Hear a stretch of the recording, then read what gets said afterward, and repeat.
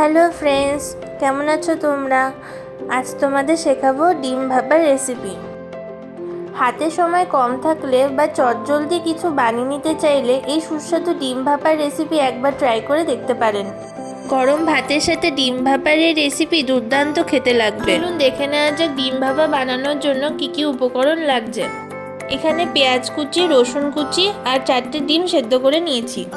ডিমগুলো সেদ্ধ হয়ে যাওয়ার পর একটি কাঁটা চামচ দিয়ে এভাবে ফুটো ফুটো করে নিলে ভালো হয়, এতে গ্রেভির মশলাটা ডিমের ভেতর ভালোভাবে ঢুকে যায়।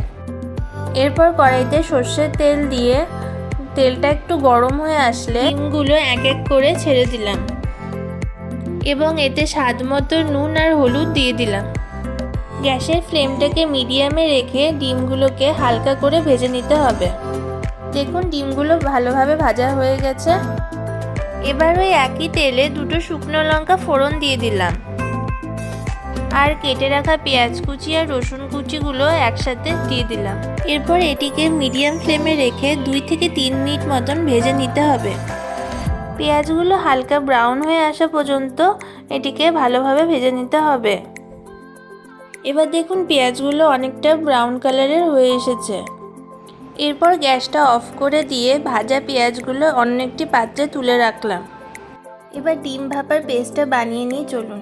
মিক্সচার গ্রাইন্ডারে 1 চামচ মতন কালো সর্ষে দিয়ে দিলাম।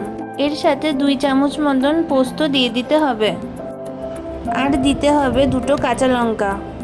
আপনারা চাইলে 2টোর বেশিও দিতে পারেন। এরপর এতে সামান্য জল অ্যাড করে ভালোভাবে পেস্ট বানিয়ে নিতে হবে। আমি এখানে সব উপকরণগুলো একসাথে ভালোভাবে পেস্ট বানিয়ে নিয়েছি।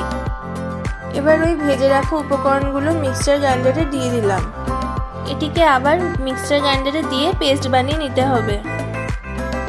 এবার একটি মিডিয়াম সাইজের টিফিন বক্স নিয়ে তাতে বেটে রাখা পেস্টটা ঢেলে নিলাম। এতে সামান্য একটু জল অ্যাড করে বাটির গায়ে লেগে থাকা মশলাগুলো ধুয়ে দিয়ে দিলাম। এরপর এতে স্বাদ মতো লবণ, সামান্য একটু হলুদ আর পরিমাণ মতো লাল লঙ্কার গুঁড়ো ছড়িয়ে দিলাম। এরপর এই মিশ্রণটিকে একটি চামচ দিয়ে ভালোভাবে মাখিয়ে নিতে হবে। ভেজে রাখা ডিমগুলো এতে দিয়ে দিলাম আর কয়েকটা কাঁচা লঙ্কা চিড়ে উপর দিয়ে ছড়িয়ে দিলাম। এরপর এতে কিছুটা কাঁচা সরষের তেল উপর দিয়ে ছড়িয়ে দিলাম। টিফিন বক্সের ঢাকনাটা ভালোভাবে লাগিয়ে নিলাম। এবার একটি পাত্রে 1 বাটি মতো জল অ্যাড করে একটি হট ক্যারিয়ার স্ট্যান্ড রেখে দিলাম। জলটা সামান্য গরম হয়ে আসলে স্ট্যান্ডের উপর টিফিন বক্সটা বসিয়ে পাত্রে ঢাকনা লাগিয়ে দিলাম।